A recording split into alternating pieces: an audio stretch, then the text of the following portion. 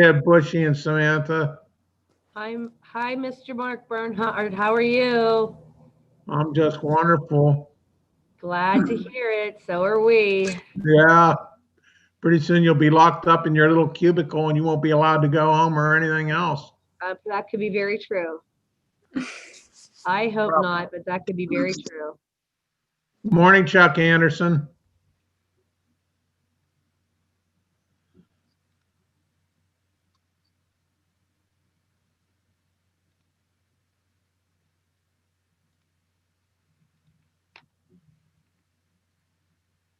Hey, Chuck Anderson. Good morning, Mark. Good to see Good you. morning. Good morning. Just want to make sure you're there. I'm here. We got two of our presenters on the group. Well, then that's good.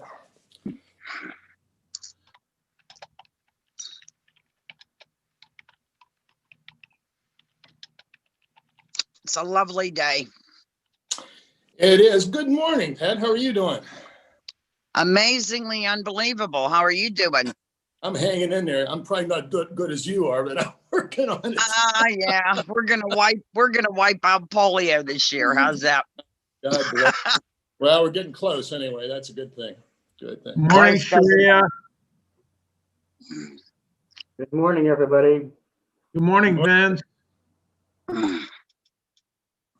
Hello, Vince. Hello. Good morning, Marie. We won't tell your boss you're on Zoom. It's okay. It's on the schedule anyway, so we're good. Good morning, everybody. Good morning. Good morning.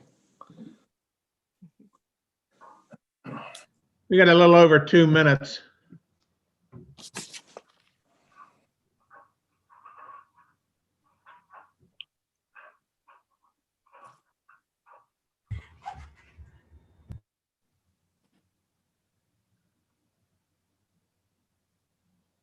For the presenters, do you guys have presentations that you would like to share on the screen while you talk? Or is it just vocal? Do you have a plan so we can help you put it up on the screen?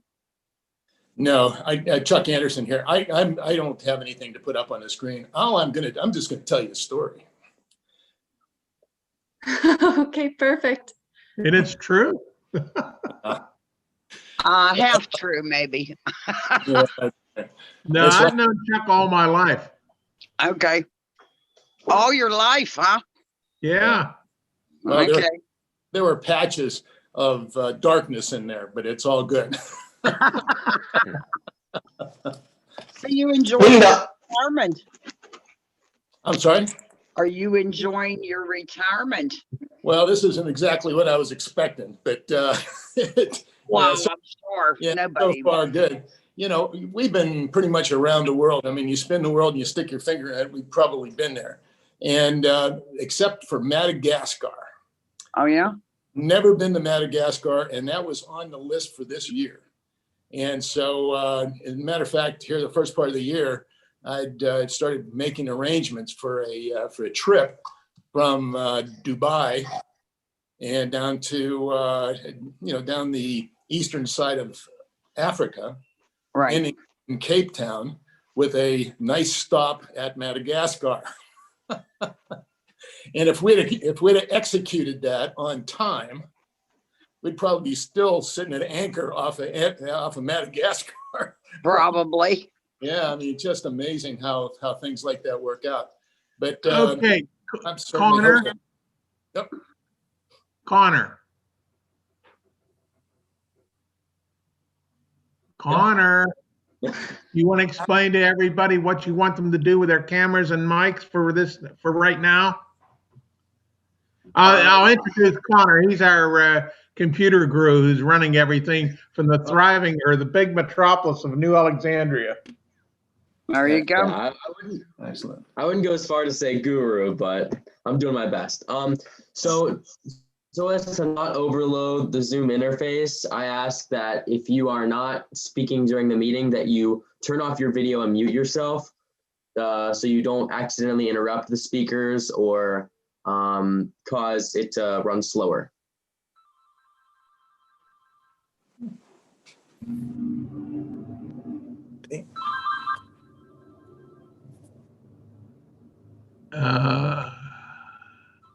Mr. Barnhart, is there anything else you'd like to say?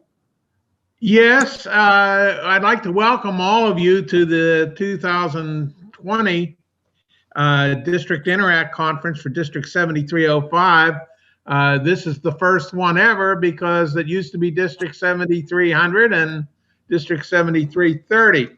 But since we've merged, we now have doubled in size the number of Interact clubs. We're happy to have you here. And this whole program has been put together by the board of directors of Interact, and you will meet them very shortly. This was originally planned to be an in-person for 150 people at the Greensburg Ramada Inn. It had to be redone when the Ramada closed. It was go to the Greensburg Country Club with 125 people. In July, the board of directors of Interact met and we decided we're not going to have 125 indoors, so we're going to have to cut it down to 25. So we were going to have the bare minimum, the presenters, the boards, and some hierarchy and Rotary present at the country club, and the rest would be virtual. As of last Monday afternoon, when things started to close down even tighter and the school districts were informing students that they could not go to an out-of-school activity, we made the decision on late Monday night that we would do this virtually. And my hat off is to Lena and Connor, who have put virtually this whole thing together in 2 or 3 days. So with that, I would like to introduce to you your Interact District Governor, who was elected last October in Pittsburgh, and has been, she jumped in head first and she didn't know what she was getting into, but she had a rude awakening because this has been a working board, and she will attest to that. So Lena, you are the master and the captain of the ship. Take over. Thank you, Mark. Good morning, everyone. So I'm going to ring my little bell for us to begin. So I'd like to invite you all to please join me in pledging allegiance to our flag. And then we will follow up with today's invocation and the reciting of the four-way test. I pledge allegiance to the flag of the United States of America and to the republic for which it stands, one nation, under God, indivisible, with liberty and justice for all. Today's invocation is called the Autumn Equinox Blessing. It says, "The light and the dark are the same in length. They have equal time and equal strength. But soon the darkness will prevail, and the light and warmth will begin to pale. But do not be afraid, do not dismay, for this is the rhythm of nature's way. Rejoice in the abundance that this year bears. Breathe deep in the coolness and change in the air. Have gratitude and blessing, keep toll, and may the shift of nature enlighten your soul." I thought it was very fitting, seeing as we've been dealing with a lot of cold mornings and cold nights recently. So the final thing before we officially get started is to recite the four-way test of Rotary. So, of all the things we say, think, or do, is it the truth? Is it fair to all concerned? Will it build goodwill and better friendships? Will it be beneficial to all concerned? So, welcome everyone. Thank you for joining us either virtually or, we're all virtual, but thank you for joining us either in the Zoom call or on the live stream for this year's District 7305 Interact Conference. I'm Lena Voss, as Mark mentioned. I'm the district governor for this year, so the 2021 Rotary year, and it's been a good learning experience. It's been very busy. There's been a lot of challenges that we've had to overcome with coronavirus, but we've definitely grown from them, and it's been very good. So I would like to have the rest of the board members that are present on the Zoom call take some time and introduce themselves. So Connor, why don't you start off? Thanks, Lena. I'm Connor Harrington. I am a current junior at Greensburg-Salem High School. I'm the president of the Greensburg-Salem High School Interact Club.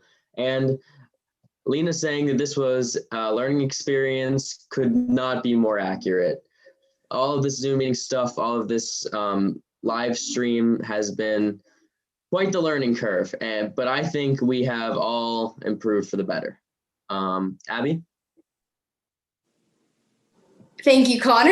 I'm Abby Ramsel. I am a current sophomore at Homer Center. I was the treasurer last year for my Interact Club. We have not had a meeting yet this year due to all the COVID and all the craziness that has been going on, but I am running for president this year. Samantha? Hi, everybody. I'm Samantha Pollock. I'm a senior at McKeesport High School. My Interact Club has not been able to have a meeting this year because of everything going on, just like everybody else.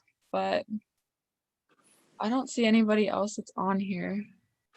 So I don't know who to pass it to. Alyssa, why don't you go next? Alyssa, And there then she is. following Alyssa, we can have the incoming board members introduce themselves next. So there are 2 new board nominees that are joining us today that I would like to have introduce themselves following Alyssa.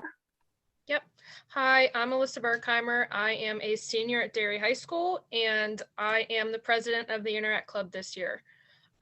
Kenzie Rollo is in my Interact Club, and she is a nominee for the board next year. Kenzie? Hi. Oh, wait. Here. Hi, I'm Kenzie Rollo. I'm treasurer for Interact, and this is my first year on the board. And I'm glad to be nominated for this role.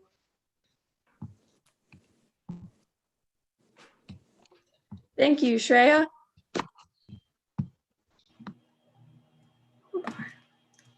Okay. Hi, guys. I'm Shreya. I'm a freshman in North Allegheny, and I've also been nominated to be a board member for Interact Club. Thank you all so much. So as you can see, we all come from very different places, and the communication has been a big challenge to try to get everyone on the same page, but we're doing our best to work with it, and it's been a very good learning experience.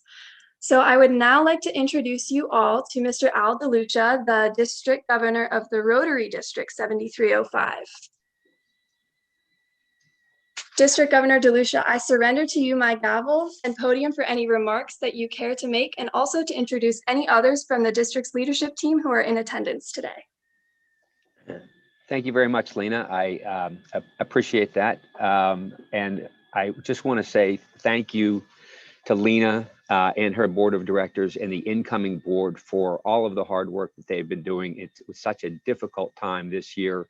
You know, we can definitely sympathize with what the Interact clubs are going through, because we as Rotary clubs are going through something similar this year with trying to keep our members engaged, active, and continuing to do all the great things that we've done in the past. So, and I know that that's a challenge for the Interact clubs, and I applaud you and the board of directors for making the decision to put everyone's health and safety first for this conference.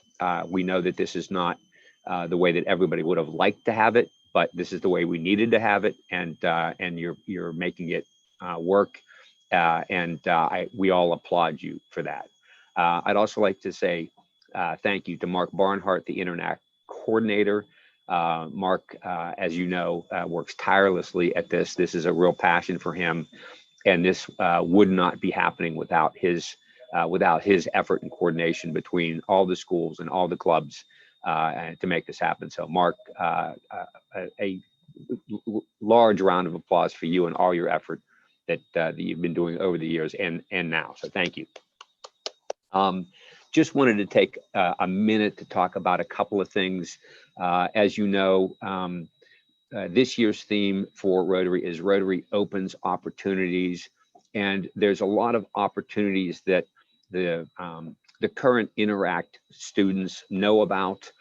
Some of the incoming Interact students will learn about, but there's a couple of things that are going to be new next year, and that I thought I would just touch briefly on before I introduce the rest of the district governor line. a couple of things that you already know about that are being done differently, but will continue to be done in some form or fashion is going to be RYLA, the Rotary Youth Leadership Awards, which we'll hear a little bit about later. The Youth Exchange Program has been paused, but that is something that we hope will be back up and running in the not too distant future to have availability to have students inbound and outbound. World Affairs Council has not, it will probably not happen this year. That normally happens in November, but that is a great opportunity for students to be able to go down to Pittsburgh to the David L. Lawrence Convention Center and hear some great speakers and talk about and solve some significant problems that they always pose at those. Rotaract, which is the next step past Interact, but before an actual Rotary, a Rotarian status in a Rotary club, is something that we encourage Interact students once they graduate from high school to look at wherever you're going, either it's college or into the community, of is there an existing Rotaract club? If there is, please consider joining it. If there's not, reach out to try to form one because they're always welcome in the community and always welcome at universities. A couple of things that are new now. Rotary in the past has had 6 major areas of focus for Rotary International. This year, the Rotary International Board voted unanimously to add a 7th, and that is caring for the environment. And what we are seeing is that this is an issue, this is an agenda that is very near and dear to Interact students and to the younger demographic in our clubs. And so I want to make you aware that there are going to be different initiatives from Rotary down into Interact about how you can be involved in these causes that are environmentally based. Caring for the environment has always been something that Rotary has been very passionate about, but it was always rolled into one of the 6 major areas of focus. Now it's its own separate area of focus, and there would be a significant amount of attention given to it. So if that is something that you and your club is passionate about, there are going to be some great opportunities to be able to participate in that. The last thing that I wanted to talk about is something that will be new for the next Rotary year, which will be July 1st, 2021 to 22. That will be when Dr. Vince Costa, who's on the call here, is the district governor. And that is the new program developed by our Rotary International Director, Peter Kyle. And it is the Rotary plus Youth plus Peace in Action initiative. And it is an initiative for 100,000 young community peace builders in our zones. And this initiative really has 3 components because it is believed that peace building needs to start at the local level. And the 3 components of this endeavor is peace in our communities, where there will be facilitated community events with at least 100 participants focused on positive peace and peace education. The second component will be peace in our schools. There will be training and support for Interact students and other youth service club members to achieve Peace Builder certification, as well as provide peace education curriculum to high school teachers and students. The third component of this is peace in our homes. It's a volunteer-driven reading and peace literacy effort for young learners and families. A selection of peace books and readers will be made available through libraries, local children's organizations, elementary schools, and home reading programs. That's just the highlights. The outcome and impact of this is that they hope in that year period of time that they will have 100,000 students age 18 and under educated about and engaged in community peace building. And there will be opportunities for interactors to earn Peace Builder certifications and be a convener of peace education among other youth service clubs in your communities. So that is brand new. And I think that's very, very exciting opportunities for all of our Interact clubs. With that, I would like to introduce the rest of the district governor line. District Governor-elect Dr. Vince Costa is from the Oakland Club, and Marie Fallon is the district governor nominee. She is from the Pittsburgh East Club, and I'd like to give each of them an opportunity to say a couple of words. Vince, you want to say a couple of words? Yes, good morning, everyone. Thank you, Al, for this opportunity. It's a great pleasure to be with you during this virtual conference. It's an exciting time for this year. We have a lot of challenges ahead, and as true Rotarians and interactors, we will meet those challenges. We'll meet those changes. I want to thank all those for their support for their communities and beyond the communities. Your time and your effort is a great gift to your communities, and we want to greatly appreciate what you do.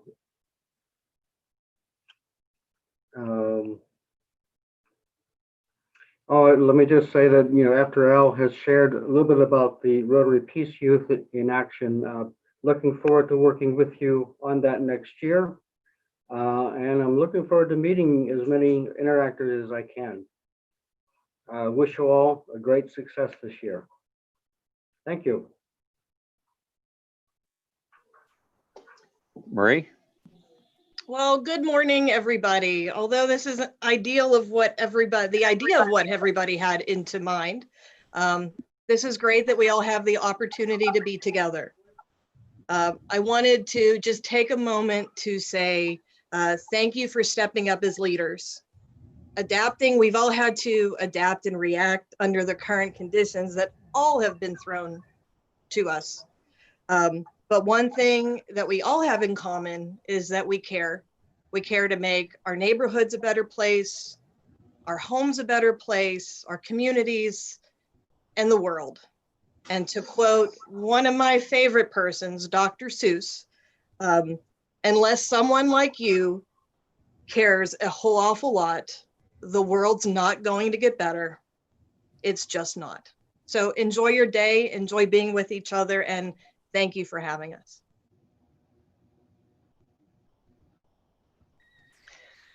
Thank you, Vince and Marie. With that, I would like to turn it back over to Lena. Thank you very much for the opportunity to talk about some of the opportunities that Rotary offers to the Interact students.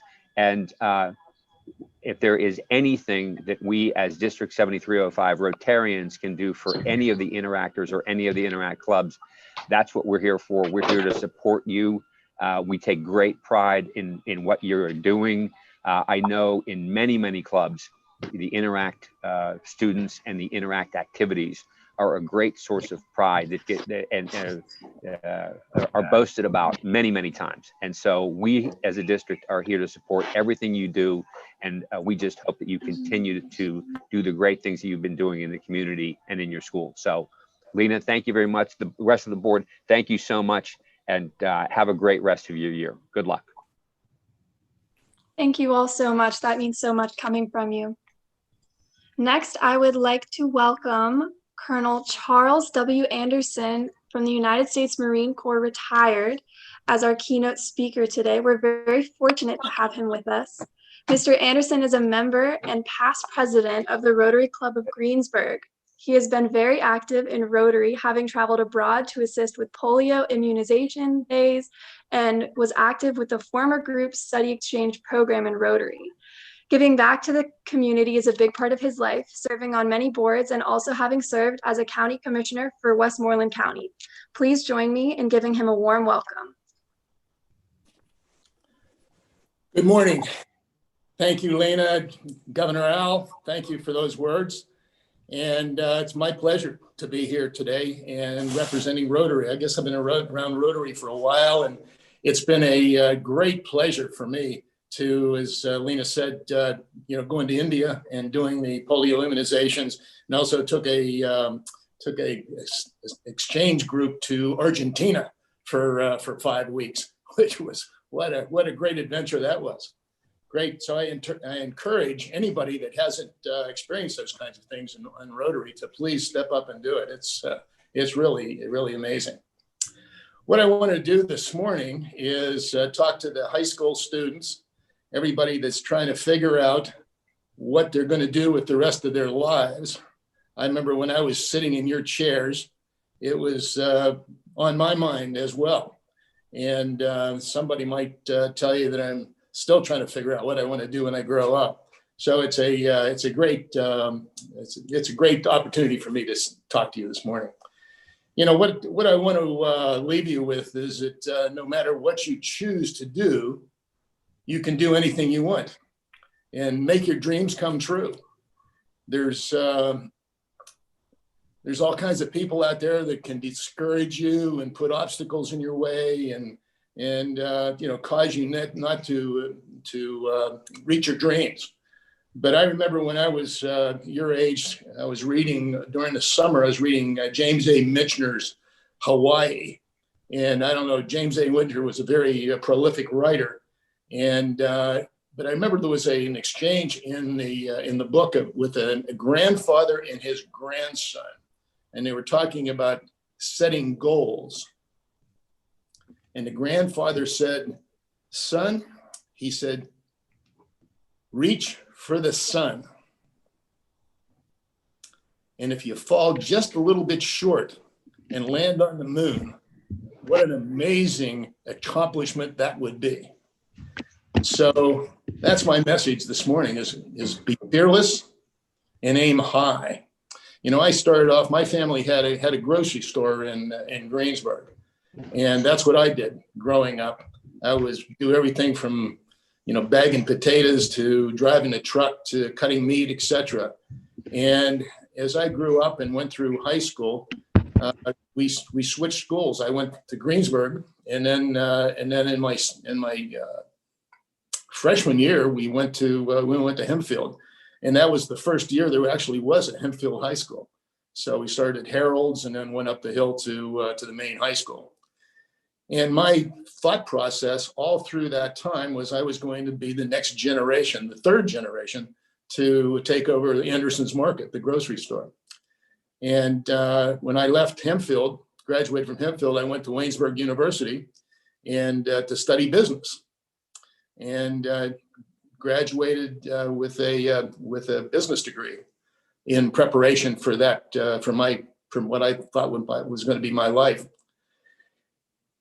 And during my time at Waynesburg, the Vietnam War was going on, and I could see that it was ramping up. And I remember sitting in my room listening to President Johnson at the time talk about the Tonkin Resolution and how bad things were. And I figured, I'm not going to the grocery store. I'm probably going to be going to war. And sure enough, back then we had the draft, and it was very active. And as I was getting ready to graduate from college, I knew I was on the top of the list. So I said, well, what am I going to do? Am I just going to take this, or am I going to try to be proactive and see try to control my destiny?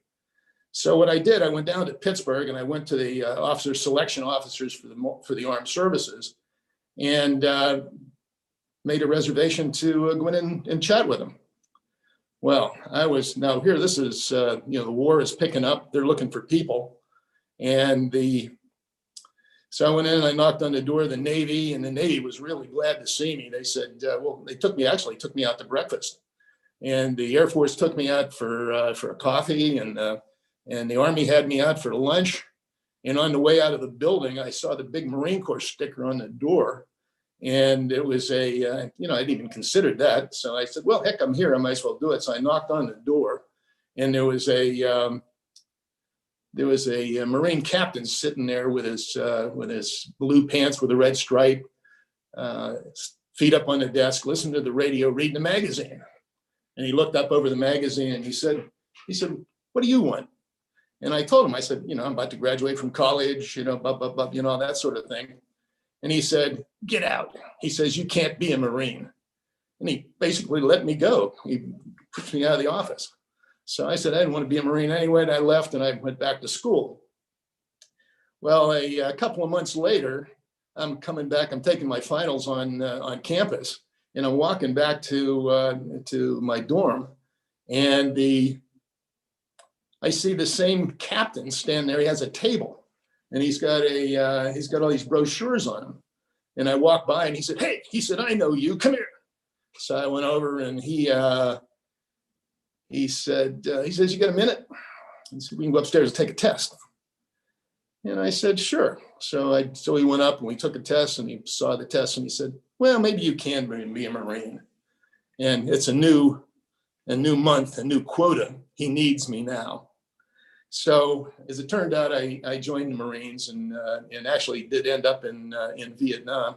But I decided after I went to through officer candidate school and became a second lieutenant that I was going to get into logistics. I was going to be a supply guy and continue working on my goal of becoming the grocery store manager. And that was my motivation. So I joined the Marines, went to Vietnam, did my tour in Vietnam. But I'll tell you, while I was out there, it was an epiphany. There was I'm out there, I'm working with aviators, these fighter pilots. Guys are flying fast airplanes, doing exciting things. I mean, it was, I'm 22, 23 years old, and it was just an amazing situation. A lot different than the grocery business, believe me.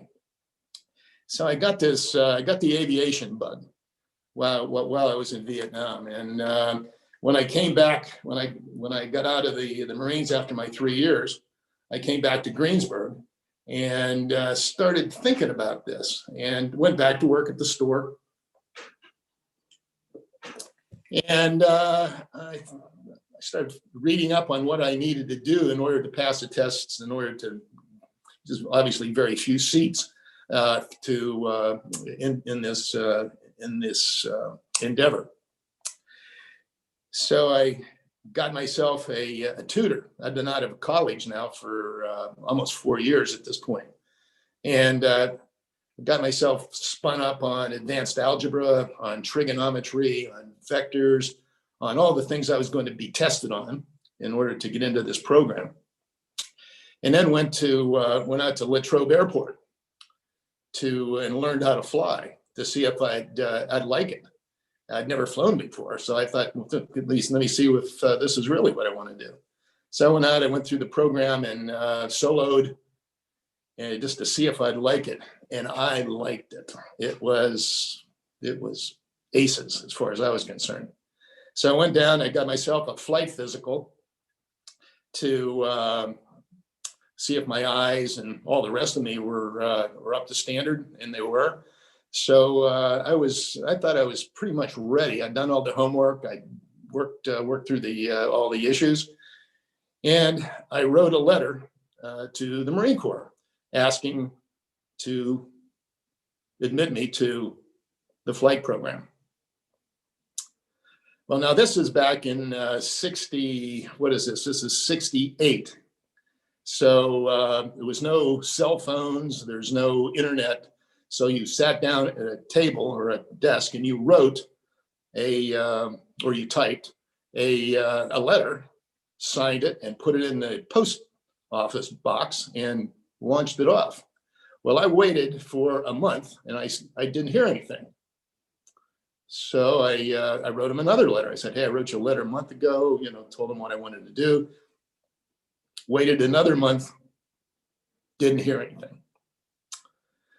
So now this is, as I said, this is 68. Now, when you had to make a long distance phone call, you had to actually think about it because it cost you $1 or $2 to do that. So I went in, bit the bullet, made the phone call, and I called headquarters Marine Corps. And I said, I talked to the major on the phone. I told him, I said, "I wrote you a letter, actually 2 letters, and a couple of months has gone by and I haven't heard anything from you." He said, "Yeah, we got your letters." He said, but you're too old. you can't be a pilot. You can do other things. We'd love to have you back as a logistics guy, but you can't be a pilot. You're too old. Well, I thought, geez, I've gone through, all this prep, learned how to fly, did the whole thing. And all of a sudden, this guy says I'm too old. 26 was the cutoff. He said, I said, well, I wasn't 26 when I wrote you the first letter. And he says, you're 26 now. And that's what the regs say. Well, okay, what do? You go sit in a corner and put a blanket over your head and say, son of a gun. Well, what I did, I got in the car. I drove to Washington, D.C., and I found that guy. And he took me in the office and pulled out the book. And by gosh, that's exactly what it said. 26 was the cutoff. You couldn't be a pilot to start program if you were 26 years old. Well, so I took a deep breath, and I was in Washington, D.C., and I was at the headquarters of the Marine Corps. So I spent the next 3 days walking around headquarters Marine Corps, telling everybody that story that I just told you. And, everybody was very sympathetic, but that sort of thing. But on the third day, I was having lunch with one of the guys I was in Vietnam with. And he was actually the adjutant of the air group that I was in. And I told him the story. And he said, I know the colonel that runs aviation training. Maybe he'll see you. And I said, great. I said, that'd be great. Let's go see him. So he called the colonel. Colonel said, sure, bring him on up.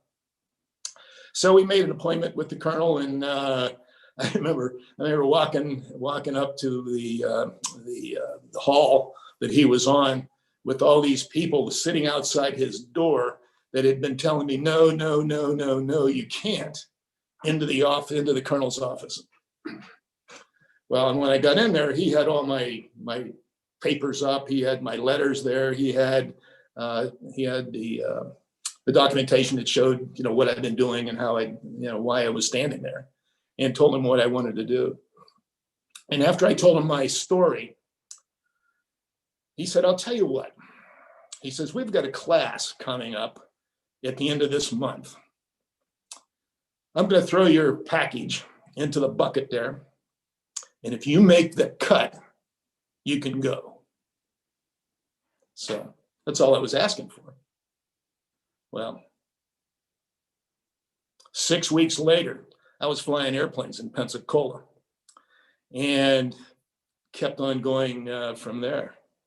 So it was the last piece. If I hadn't gone to Washington, spent those 3 days knocking on doors and talking to people and just taken no for an answer, I wouldn't be talking to you right now. It's that kind of a pivotal moment of not taking no from a bureaucrat just because that's what it says in the book. Well, now I'm going to Pensacola. I'm flying airplanes. I'm in the program. Now I'm really in the fire. You have 20 people in a class that goes through. 3 of those people are going to fly fighters, fly jets. Everybody else is going to fly something else. I wanted to fly single piloted jet aircraft off aircraft carriers and spend my life 1,000 miles an hour, hair on fire. And now I had the opportunity. But my competition for those 3 seats were young men out of the Air Force Academy, out of the Naval Academy, out of West Point, with aerospace credentials. And I was a business graduate from Waynesburg University. So there was a big gap, learning gap right there. Well, make a long story short, I squeaked into the 3rd spot on that list and got the fighters. But it wasn't easy. I had I think what happened was, I think those other guys thought they knew it. And I knew I didn't. And I had to outwork them. I remember aerodynamics was always the big killer to send you home. And I would carry around a model airplane. And the other one, guys used to, laugh and haha, there comes Anderson with his model airplane. Well, I'd set that model airplane on my desk and we were taking exams for aerodynamics. And I'm very visual. I could see how the forces worked on the surfaces there. And that really helped me. But but end of the day, I got the third slot. And that's what I did with my the Marine Corps career was flew fixed wing aircraft and just had a wonderful thing. I mean, went all over the world, participated in all kinds of great exercises, met all kinds of interesting people. And it was just a fabulous place to grow up. And I retired from the Marines as a colonel, came back home, and got involved in all sorts of things, and spent a few years having adventures, running around the world, doing the Rotary things that we talked about a little bit earlier, but also did we climbed Kilimanjaro, we ran with the bulls at Pamplona. When I hung up my helmet for flying, we went to sailing. I got a big sailboat, and the aerodynamics all apply. A sail is a wing, basically. So that's how you make the boat go. So we sailed it out Bermuda. Just had all sorts of wonderful adventures with that. And then I guess it was about 12 years. Exactly 12. It was in 2008, 12 years ago. I was coming out of the YMCA there in Greensburg, and it was in the evening. I looked up the hill at the courthouse, big dome of the courthouse in Greensburg, which was a beautiful building. And it was a beautiful night. The lights were on. The flag was sticking straight out. And our local senator, who was a county commissioner at that time, was giving up her seat on the county commissioner board to take her seat in the state senate. And so her seat was open, and the judges were going to make an appointment for that seat. Well, I'd never been to a political meeting. I'd never been involved in any way in any politics in the county. As a matter of fact, I've been gone for almost 40 years before we came back. So it was quite a jump. There were already 22 local prominent citizens who had signed up to compete for that county commissioner seat. And none of the judges that were going to make that decision knew me. I was just another person. So what I did, I went out and I got 10 people to write letters of recommendation for me. And since I've been back, I'd gotten involved in a lot of different organizations. So there were the 3 college presidents here from Pitt Greensburg, Seton Hill, and St. Vincent to write letters for me.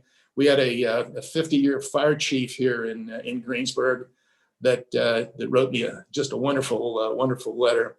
And all the prominent business people, the largest employers of people in the county, got those people to write me letters. So when the judges saw this package I was putting together for them, that they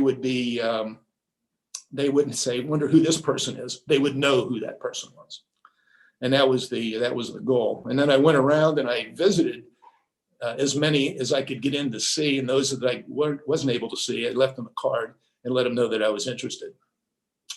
And on the day of the get together, when all 22 of us were called into the courthouse to make our presentations, there were 22 of us. The president and judge told us we each had 3 minutes. Said, if you think going over 3 minutes is going to help your case, you have 3 minutes. So we all got out. That was number 7. You could listen to the people after you, but not the people before you. So when I got called in, I did my 3 minutes, sat down and listened to the rest of the folks that were interested. And I was very impressed. I mean, there were a lot of really great people that wanted that job. I mean, that was it's great that we have a community like that people step up. Well, so I did my piece. I sat and we left, and I went over to the clerk who was taking the notes, and I gave him my card, and I said, would you please call me when the judges make their decision as to who's getting the job? And he said he would. So I went home. My youngest daughter was in high school at that point, and I was getting ready to go out and pick her up. And the phone rang. And from the caller ID, I could see it was the courthouse. And I picked it up and I said, hey, thanks for the call. Who got it? And there was a moment, and he said, you did. And I thought, holy cow, really? And it was couldn't believe it. But evidently that was what happened. And I said, well, what do I do? And he said, we want to swear you in. And I said, when? He said, now. I said, well, I mean, what do I do? Well, you come up to the courthouse. And he told me what courtroom to go to. And I called my wife and got her to go to the courthouse as well, picked up my daughter at high school, and we drove over to the courthouse. I remember it was raining like crazy, but we found a parking place, got into the courthouse, and went up to the president judge's courtroom. And within 15 minutes of us getting there, I was raising my my hand and pledging to support and defend the Constitution of the United States against all enemies, foreign and domestic. And all of a sudden, I was the county commissioner, and did that job for 11 years into the 12th year before I retired in January of this year, expecting have a great time in retirement. And then the COVID hit, and here we are. Well, I see my time is up. I went over by a few minutes, but let me stop here. If anybody has any questions, I'd certainly be happy to answer them. But thanks a lot for your kind attention here today. This was a lot of fun.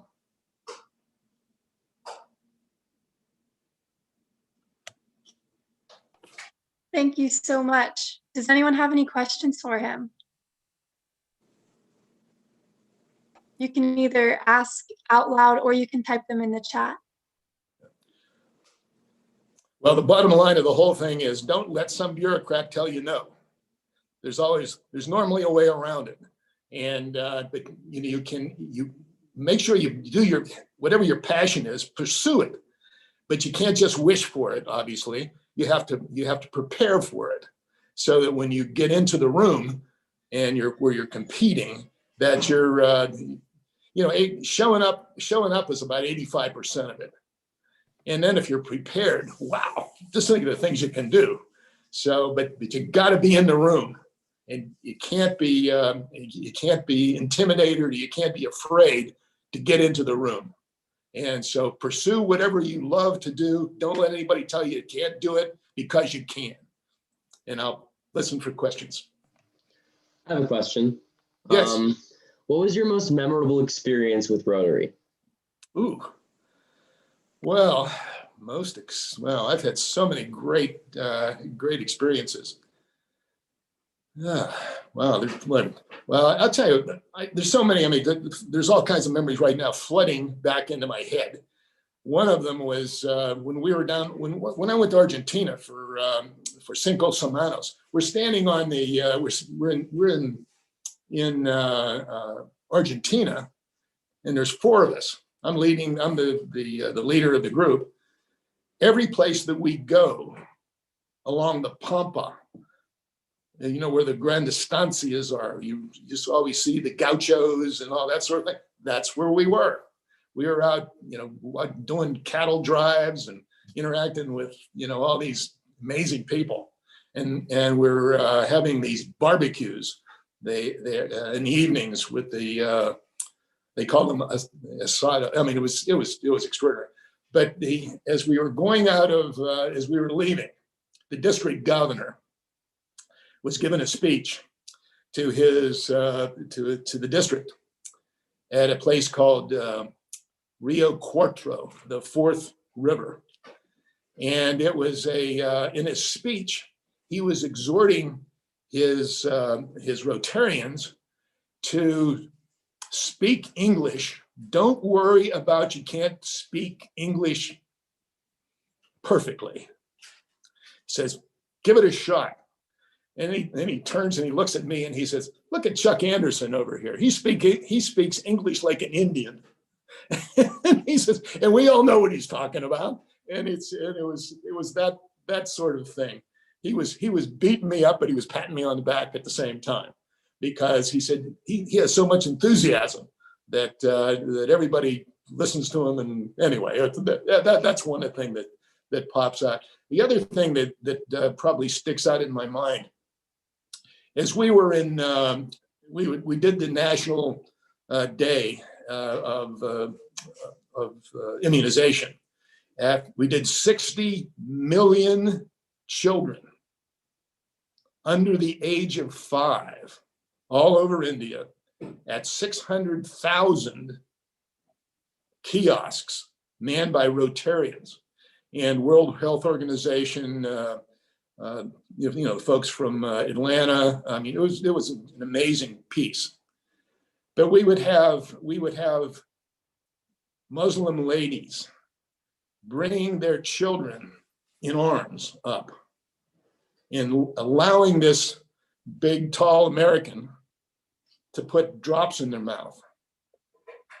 And the amazing thing was, all day long when we were doing this, the kiosks were busy, but when we would show up, and I was in a place called Moradabad, which is about an hour and a half from the Ganges River. When you come out of New Delhi, you go out about an hour, you hit the Ganges, and then you keep on going over towards Nepal. And this village of 1 million people was mostly all Muslim. The people that I was living with were Hindu.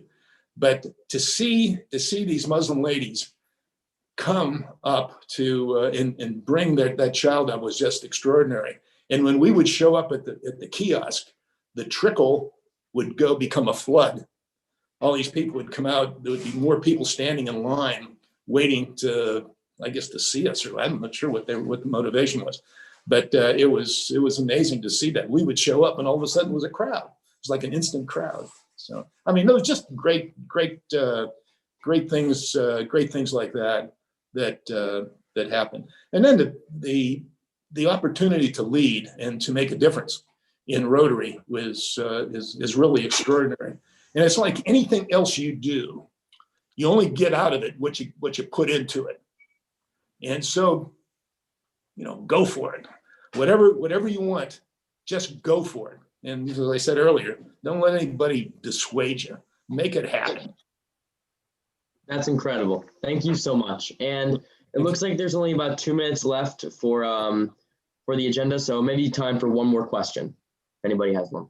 I have a quick question if there's time for it. Where has been your favorite place you've traveled? Because it just seems like you have traveled so many places, and I love to travel, so I think it's fascinating. Well, I mean, there's so many incredible, places. One of the things, just thinking about it, thing that popped into my head just immediately was Antarctica.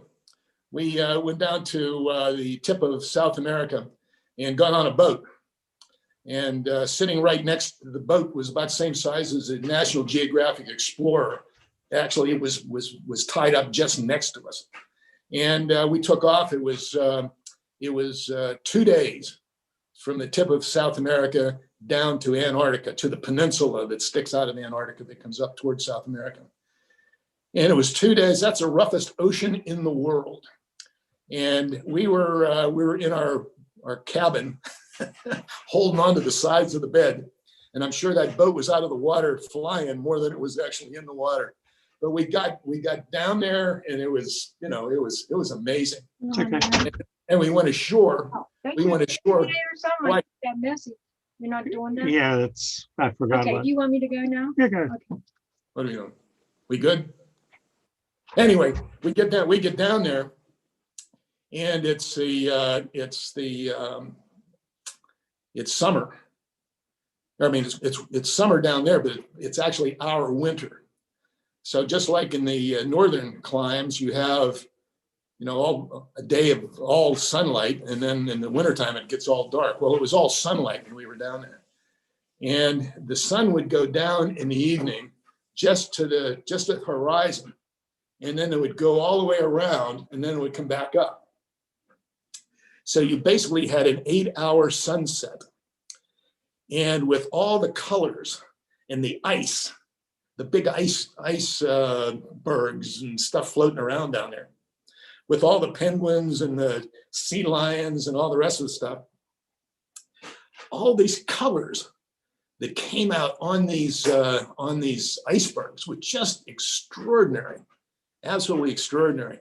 And then you had all the whales and stuff going by, and I took this one picture of a fluke of a whale coming up. It was all wet, but the sunset reflected on the fluke of the whale.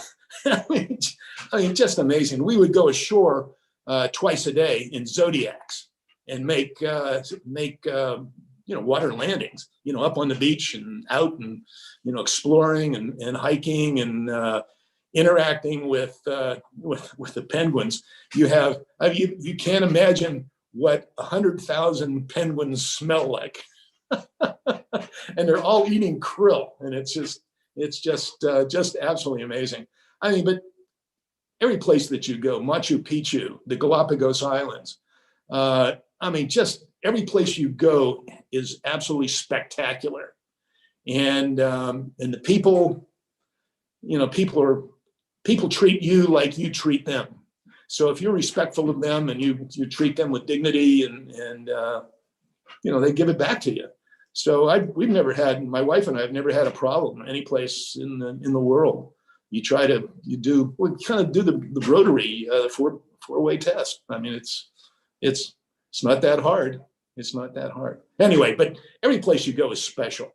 And just like anything else, you study about it before you go. So everything's beautiful, but you know some of the history of it. Running with the bulls at Pamplona, what an incredible time that was. Went for it's the Festival of San Fermin, and it's been going on forever. So you pick up a book by Hemingway, Sun Also Rises, and you read it, and it talks about the whole deal. And anyway, you go, but that's the story. Every place you go is special. Thank you. That's awesome. I would love to go to Antarctica. That's really well. It's not going anywhere. It's still there. But it's great. I mean, all these places are wonderful. Was it 2 years ago? We did a run through the South Pacific.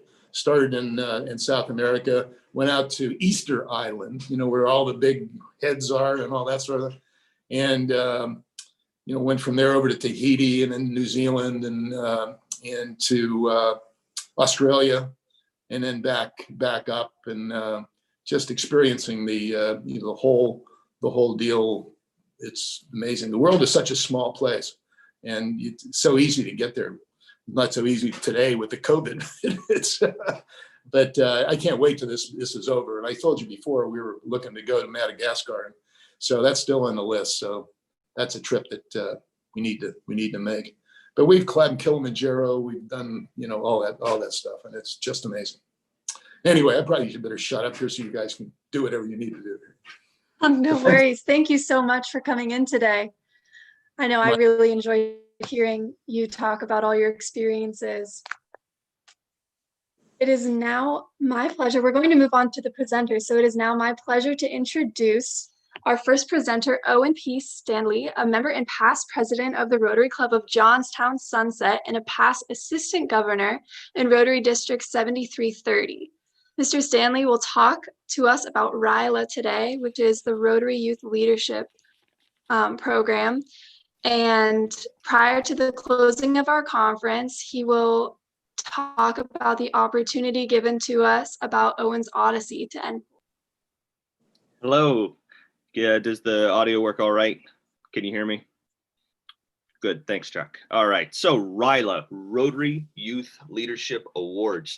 This is a program for young people from ages 13 to 18 to get involved in a program that the district puts together. So as we are all familiar with, that we were 2 different districts and we are now 1 district. And so in the before times, before the merger of our districts to become 1 Rotary district, we had different styles for RYLA. As a new district, a new married district, that we have chosen to keep both traditions, and we are giving you, the young people, the choice for what program they want to participate in. RYLA is a multi-day event.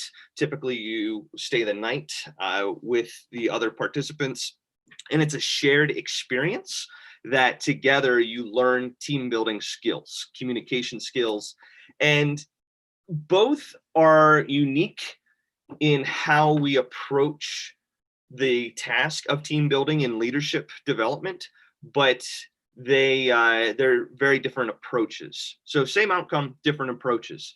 I like to think about maybe riding a bicycle. Do you know how to ride a bicycle? Many of you probably do. If you think about whenever you are learning to ride a bicycle, some of you, yeah, I got a thumbs up. Thank you, Jeanette High School. Thank you for the back and forth. This really helps.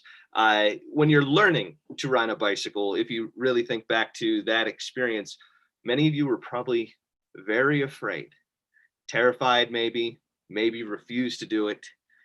But if you overcame that fear and finally learned to ride a bicycle, now you're like, oh, this is easy. I can do this. This is great.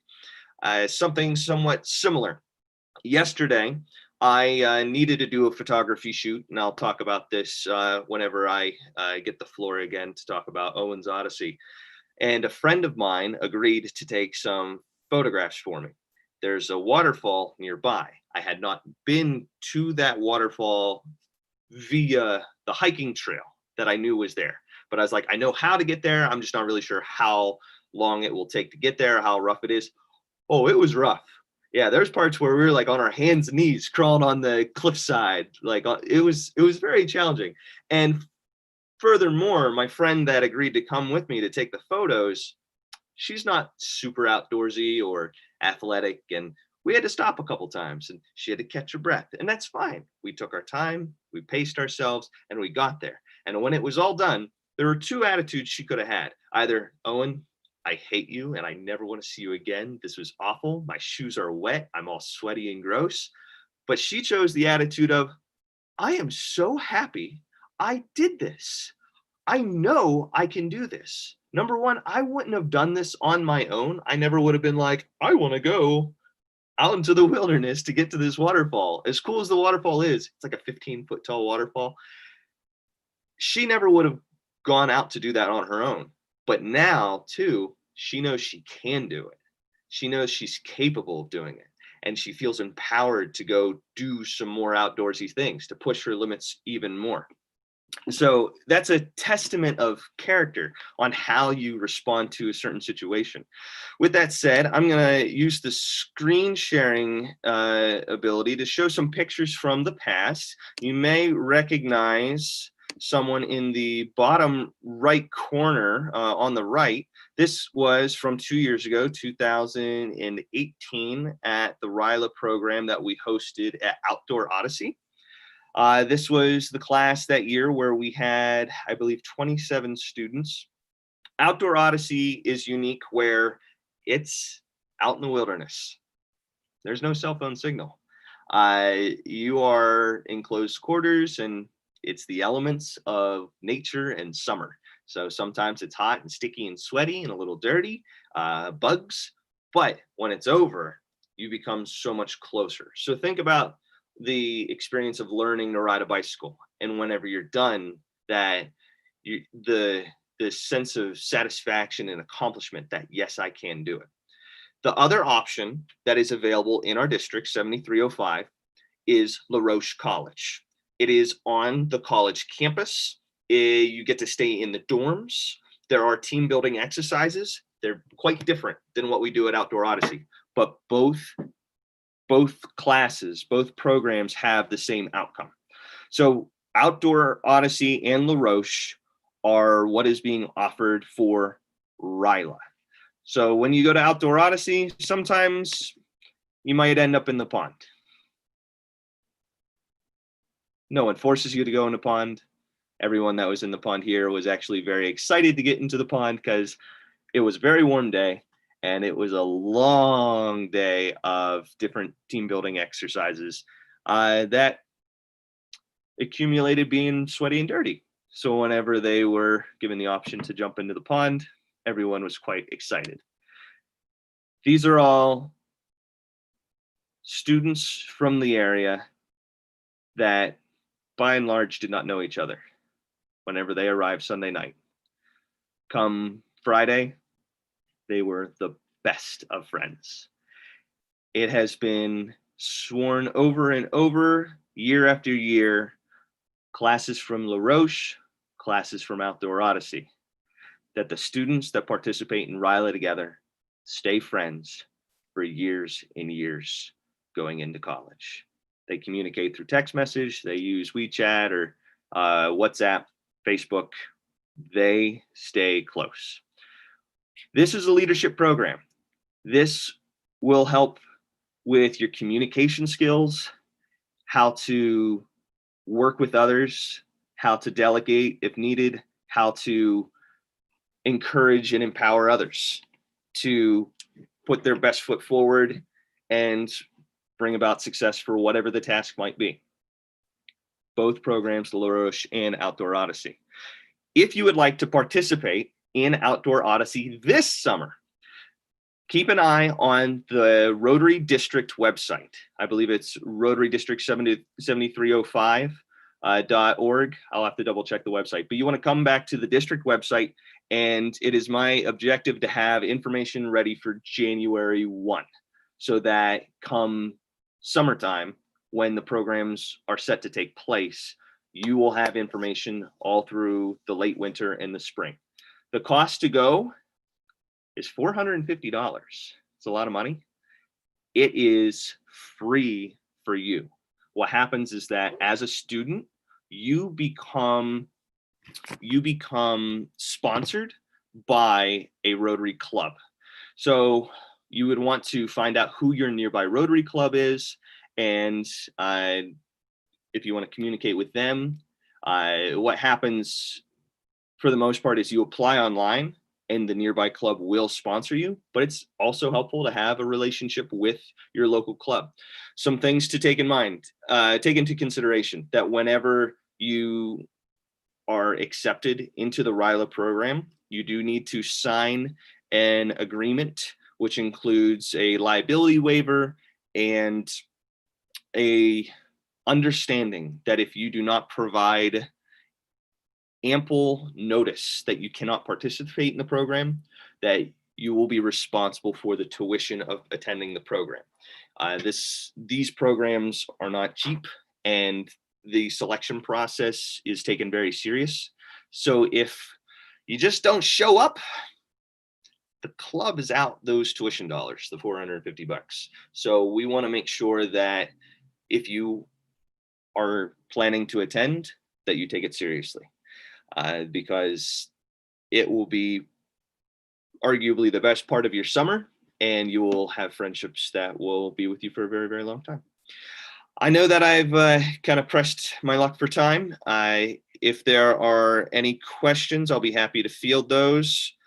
But for the most part, information will be coming forward on the website for January. Anything else? Thank you so much. Does anyone have questions for him before we wrap up his presentation?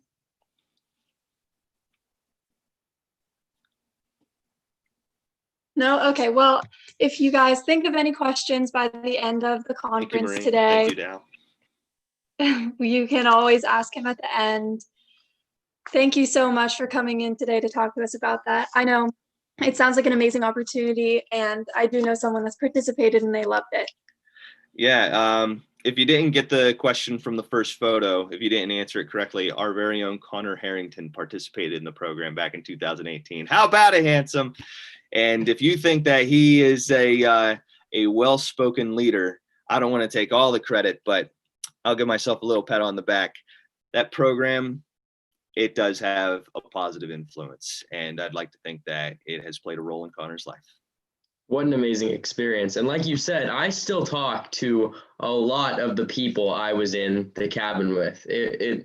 Friends for life. It was an amazing experience. I'd recommend it to anyone. Yep. So even though having very limited feedback from the crowd may influence my drone, I promise you that either La Roche and Outdoor Odyssey are life-changing events. So please consider it and look for the application information come January. Thank you so much. We will be posting all of the information in the newsletter as soon as it comes out. So all of you interactors out there will have access to it once we get it. Our second presenter for the day is Tom Fallon, a member and past president of the East Pittsburgh Rotary Club and a past district governor of Rotary District 7300. Mr. Fallon is going to talk to us about the Rotary Youth Exchange. Mr. Fallon. Thank you, Governor Lena and the board for inviting the Rotary Youth Exchange program to your district conference. I'm also part of the RILA committee, and it's a great program. I've been with the committee at the La Roche program since its inception 11 years ago. Surely recommend it to everyone. We're used to what we're experiencing now, change and difficulties. Sending students abroad for 11 months presents a lot of problems and concerns for the students. And as Rotarians, that's our responsibility to make sure that everything is successful. We have two parts of the Rotary Youth Exchange. The first part is inbound, which basically is students coming into our country and staying either for the short-term portion or the long school term portion.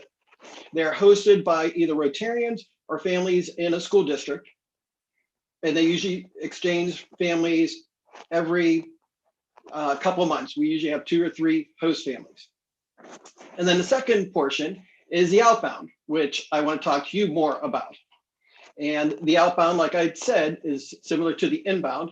There's a short term, which is between 3 and 6 weeks during the summer, where you are partnered with another student from another country, and you spend that time with them and their family in their homes, experiencing life in that country. At the end of that time, you bring them back to your country, into your home, and show them what it's like living in the United States. The second type of outbound program is a long-term program. It is an entire school year. It normally begins in the middle of August and it ends in June or July. That program is, as it stated, a school program. You could be between 15 and 18 and a half, and you must attend school while you're there. You could also use your gap year, which would be between your high school and your college time in order to participate in the program. However, you still have to take 1 more year of high school. This is a way for you to make new friends, make it easier to visit a country and experience different things. As I mentioned in the beginning, we're used to difficulties. Most of us don't have the language skills to converse in other languages effectively. So the first difficulty you run into is maybe speaking the language. A lot of students who have taken, let's say, French for 4 years in high school, when they get to France or another French-speaking country, realize that the French that they've learned isn't quite conversational French. However, you have a Rotary Club that has hosted you that will help you along the way and get you more involved and see that you are succeeding in your program. This is an exciting program. It's challenging, it's daring. It's way outside the norm of a lot of high school students, but it is so rewarding. There is not one student who has completed the 11-year long-term program that came back and said, I hated it, that I wish I never wasted my time. Every student has always said, it's changed my life. It's opened my eyes. I can't believe that I waited this long to do it. So now the big thing that I know that every student saying that they can't do it is usually financially. And let me say that the Rotary Youth Exchange is probably the least expensive of all the international study abroad programs out there. Your only requirements are your airfare, an insurance policy, and I know almost everyone probably has insurance through UPMC or Highmark or someone like that. But when you travel, you need an extended policy. And then there's a reserve fund that the Rotary district in the country that you're staying will hold in case there's an emergency and that you need funding right away. Additional expenses that you'll have, if you don't have a passport already, you'll have to get a passport. Some countries will require you to have a visa. You'll have to purchase the visa. And then you're spending money for your day-to-day stuff. However, the good portion on that is every Rotary club that sponsors a student will give you an allowance. Now, in order to get that allowance, the work that you have to do is usually just show up to a Rotary club and tell them how you're doing. In this country, most of our Rotary clubs give $100 a month as your allowance. Other than that, there are other two ways to participate in this program. The second way to participate in this program is to host an inbound student. If you're not quite sure that you want to go away, learn a new language, experience being in a different place and living with different people, you can always have a host student come to your house and live for 3 or 4 months. This way you learn a new language, you understand how it is to live in another country, and you make a new friend around the world. And the final way to participate in this program is if a student comes to this country and they're hosted by your school, become friends with them, to learn their ways of life, how school is different in their country to our country. I noticed on this Zoom, we have a lot of students from Franklin Regional. They've hosted many students in the past, and just last year, they've had Hugo and Luna participate in the program. And I'm sure that most of our upperclassmen have experienced talking to them or seeing them in the hall and wondering what these two students were doing here. Well, it's an easy way to be part of the program. I will have in the November Interact newsletter more information on how you can get involved in this program. Are there any questions right now? Hey, Tom, Mark Barnhart. Is it okay to publish your email address in the newsletter? Absolutely. Okay. Yes. And Owen, can we publish your email if they have questions for you too? That would be fine. Owen P. Okay. Stanley at Gmail. Okay. Okay, so if there are no questions, to go back, maybe some of you have seen that there was another person on the Zoom that has the same last name, Marie Fallon. That's my wife. She's going to be district governor a couple of years. And since she started it with her favorite quote by her favorite author, I'm going to give you one from mine. And that is Kurt Vonnegut. And he says, I want to stay close to the edge as I can without going over. On the edge, you can see all kinds of things you can't see from the center. That is what our Rotary Youth Exchange program is all about. If you stay in the center, you're not going to experience life as you can. Thank you very much. Thank you so much. I know last year at our school, we hosted Antonio, who was from Brazil, and we really enjoyed having him. He was a friend to everyone, and it was such a pleasure having him in school. So we all loved getting to meet him, and he was a Rotary Youth Exchange student. So that was a lot of fun for us. Thank you for speaking today. Our third presenter is Mr. Ozzy Samad, I'm not sure,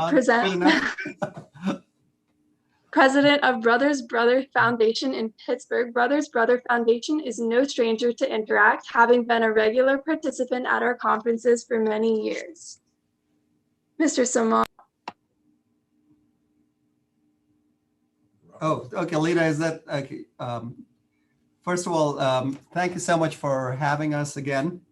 It's a pleasure to be here. You were mentioning exchange students. I actually came here as a student a long time ago when I was 17 to go to school, except the exchange part didn't last since I stayed here.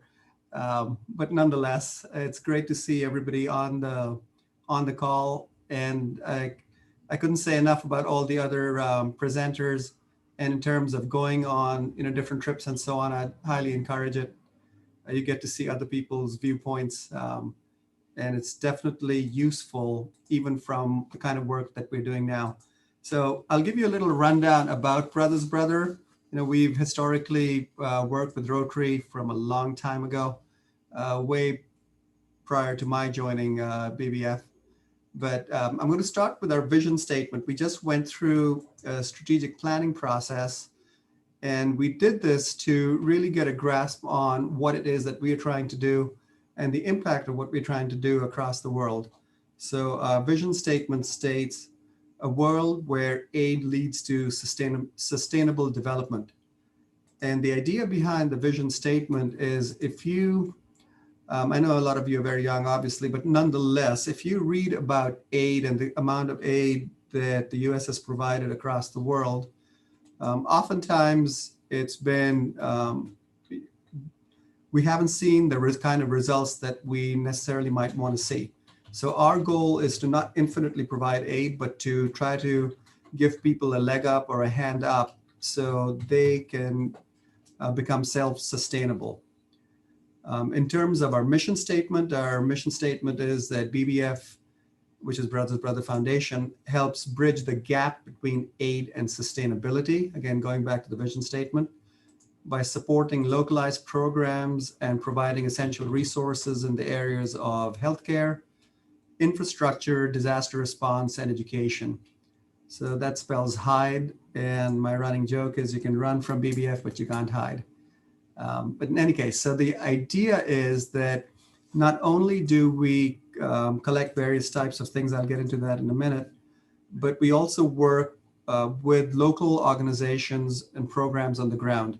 Again, what we want to do is work with people who are already embedded in that particular community or society, because generally speaking, they know what's best for them, as opposed to somebody from outside coming and saying, hey, this is what you should be doing. So BBF was founded in 1958 by Dr. Robert Hinkson and his son, Luke Hinkson, who had to go over from at the beginning of 2019, was also a Rotarian. And initially it was founded to provide vaccinations and inoculations to underserved communities around the world. And that was actually taken over by Rotary. I believe it was back in late 60s, early 70s. And that's our historical relationship. So today, as I mentioned, our work is under the HIDE umbrella of healthcare, infrastructure, disaster response, and education. And our geographic area of work includes countries and territories in the Americas, Africa, Europe, and Asia. And after the hurricanes of 2017, we've done a lot of work in Puerto Rico in particular. So if any of you want to visit someplace that's not too far and get a different feel for different cultural experience and so on, Puerto Rico is an interesting place to visit. In terms of, as of late, obviously COVID-19 is affecting all of us. I imagine most of you would be in school if not. We've been working to provide personal protection equipment, or PPE, as I think all of us know the term now, to organizations both locally, nationally, and internationally. So domestically, we work with local government agencies, healthcare providers, and there's clinics called FQHCs, which are federally qualified health centers. that actually serve the most needy and vulnerable members of a community. So I know Rotary does a lot of good work around the world and locally, but the FQHCs to me have been an absolute gem that, quite frankly, a couple of months ago, maybe 3-4 months ago, I didn't even know what FQHC stood for.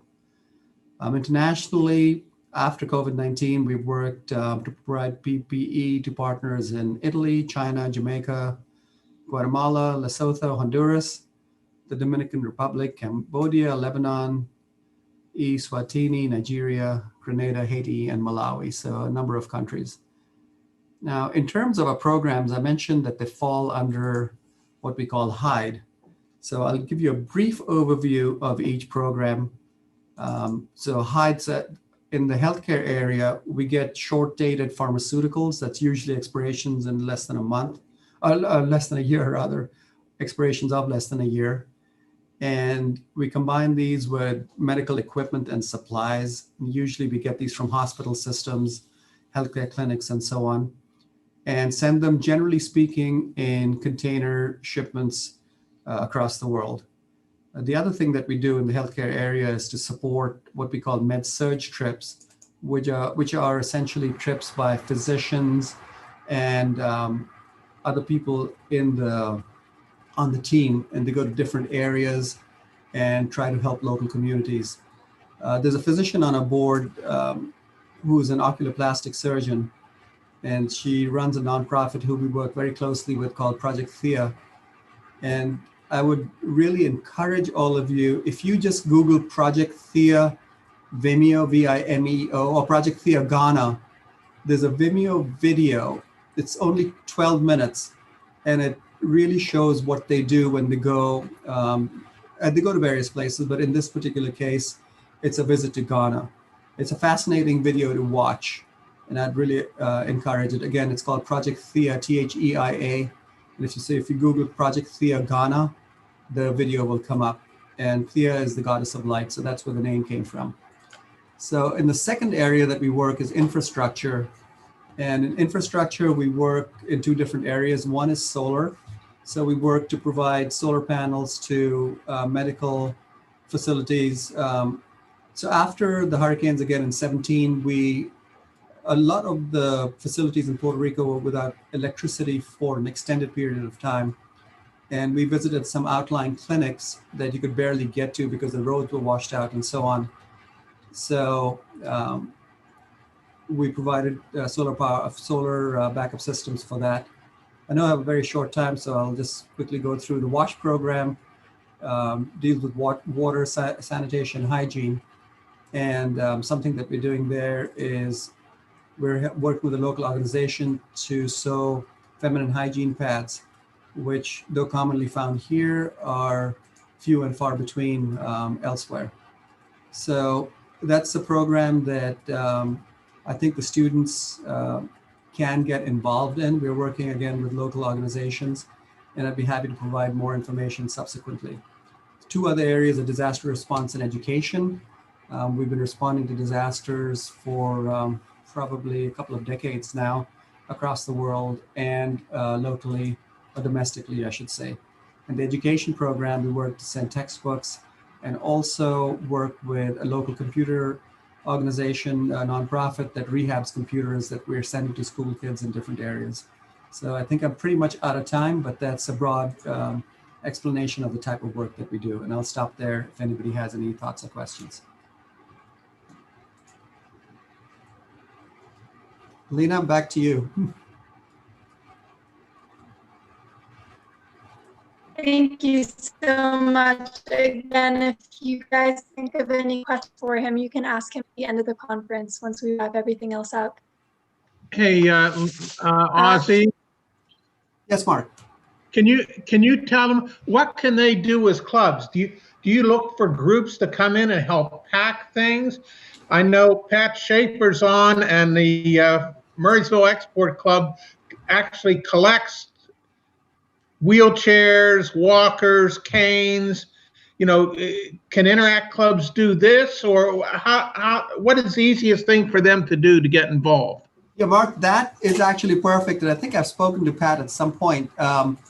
The walkers and wheelchairs and so on is absolutely critical. You know, things we take for granted here, you know, you break a leg, God forbid, and you can just go get, you know, a crutch. Different in other countries, you cannot. Literally, they don't have any crutches. So when we send these kind of things, they're absolutely critical. When I went to Malawi, they were using an armchair for the dentist chair. So imagine that if you go to the dentist and you have someone's living room chair because they don't have a dental chair, forget about the instruments. I don't even know what's going on there. But so if you could collect things, as Mark mentioned, that would be fantastic. And right now, because of COVID, we're actually asking people to call and schedule before they deliver anything. So, but we can definitely do that. The second thing, the Women's Hygiene Project, I wrote an article on this actually recently, which I'd be happy to share. So we're working, so, you know, schoolgirls here, you can, you know, once you, I don't know what the term is, I guess hit puberty or whatever, you can go out and get pads, you know, it's no big deal. You can go to Giant Eagle or Safeway, or not Safeway. Anyway, any of these grocery stores. In other countries, you can't get them. So schoolgirls actually miss an entire week of school, or whatever the time period is of school. So what we're trying to do is have these washable feminine hygiene pads that they're going to sew here. So we have a group called Casa San Jose, and mom and daughters, in this case, not to be sexist, guys and sons can do it too if they want to. They're sewing these feminine washable hygiene pads that we're going to be sending with physicians groups that go. So schoolgirls can actually attend classes, you know, all through the month, as opposed to have this gap. So that is a project that I didn't go to high school here, so I'll tell you, my kids obviously did, but I don't know. I believe you have home ec classes and they have sewing machines and stuff. So that's a fascinating project, and I'd be happy to talk about that at some event if you'd like to learn more about it. It's on our website and our newsletters. Mark, I can send you a link as to what's going on, but I think, you know, school kids can, students can definitely work in that area, in addition to what you mentioned about collecting walkers and wheelchairs and so on and so forth. Thank you. Lena, I'm going to preempt you for a minute. And Ozzy, you might want to stay on because there's something that's coming up now that's not on the agenda. And Connor, you may have to use your big hook because I know this character. So I'd like to introduce to you, as you know, the word interact comes from the two words of international and action. So I would like to introduce to you Dante, who is a Rotarian from Bolivia, and he is going to talk to us from La Paz. Dante, I have met through a Rotary Leadership Institute. Connor also knows him.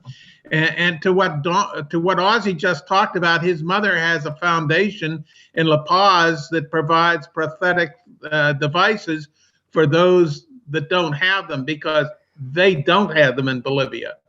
But what I'm going to ask Dante is to explain something with Interact that he talked to me the other day about, that they have 2 Interact clubs in Mexico, 2 in Argentina, and 2 in Bolivia that are going to tackle environmental concerns. And as Tom Phelan, if he's still here, said, you want to go have another language, Dante is fluent in French, Spanish, and English, and you won't believe his English when he talks. Dante, it's all yours. We'll give you about 12 minutes. Okay, hello everyone. Thank you so much, Mark. As he said, I'm from Bolivia, but to be honest, at this point in my life, I did my studies in France, then I moved to the US. I was a junior professional there, then became a senior professional, and now I'm back to Bolivia. I would consider myself a citizen of the world, and probably new generations have this idea of life. And as I saw the other presentations, having the chance to be around the globe, it's fantastic, and that commit us to be better human beings, to be more compassionate, to be to try to help everyone, and to see everyone in an equal way. And that's what I'm expecting from you guys as the new generation, and from from the world. Normally, we think that we should prepare a beautiful planet for new generations. I think we should prepare beautiful generations for our planet. So it's on you to continue the beauty of this planet. So I would talk you guys about many things, but I want to talk about something specifically. As you know, since this year, environment became the seventh cause, the seventh action of Rotary. And that's something that I think had to come. I mean, I can't believe that it's just till now that it is one thing that will help us to do some actions. And there's a group of action in Rotary called SRAC, and it's related to this topic. And then in the Americas, the Spanish country speakers, we create another one called Rotarios por el Medio Ambiente, Rotarians for Environment. And it became something huge. We are around 180 people presenting their projects here and there. So everyone has a project. Some want to clean rivers, others want to do reforestations, other education. Personally, I want to work with indigenous people and their knowledge, and I want to work with animals, wild animals, because unfortunately, all around the continent, there's a lot of trafficking of them. People want their skin, their tooth, their meat to eat. I mean, it's horrible. So we decided to create a mini group under this big group to talk specifically about animals. And we decided to have two directions. One is going to be creating a directory of all these refugee houses or lands for those animals rescued from this trafficking. And the other is going to be related to education about what is a wild animal and how its life impact the environment. It's not the same as a dog or a cat. They don't have any sort of impact on the environment. But when you talk about bees, when you talk about bats, when you talk about mockingbirds is the word, the little bird, and other that are pollinizers, and when you talk about the predators eating rats that then don't come to the city. So it's really a chain. It's something that is related that we have to do something about, because it's a nick of time, unfortunately. So we decided that we really want to connect Interact clubs, because we know that you guys are more connected to this. I mean, new generations are connected to wildlife, to animals, to nature. It's your concern, our planet, and that's amazing. So we have, as Mark said, 6 clubs of Interact in Mexico, 2 clubs in Bolivia. Probably it's going to be extended in Bolivia.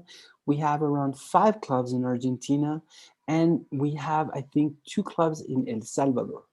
So it would be great if you guys would join us, try to figure out. I know there's going to be a sort of problem with language, but it's not a problem. We'll figure out, and you are more than welcome to join forces and see what we could do about it. And again, congratulations for this. I think when you're younger, there's this great ability of dreaming, of thinking very, very high, not just trying to land everything and then get frustrated. So keep following your dreams, do it, and you see life will be much better to us. Thank you. Dante, is it okay if I publish your contact information that they can get a hold of you? Totally. Okay, Thank you so Lena, much. If you have any questions, please.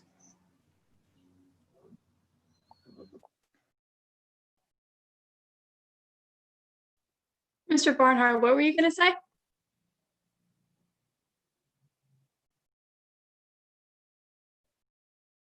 I think he was asking about questions if you guys have any question to me. Of course. I mean, doesn't seem like it as of right now. So once again, we can always come back to questions at the end and share them with you and go over them then. So I would actually like to turn it back over to Mark for the next segment. So Mark Barnhart is our Interact chair for the program.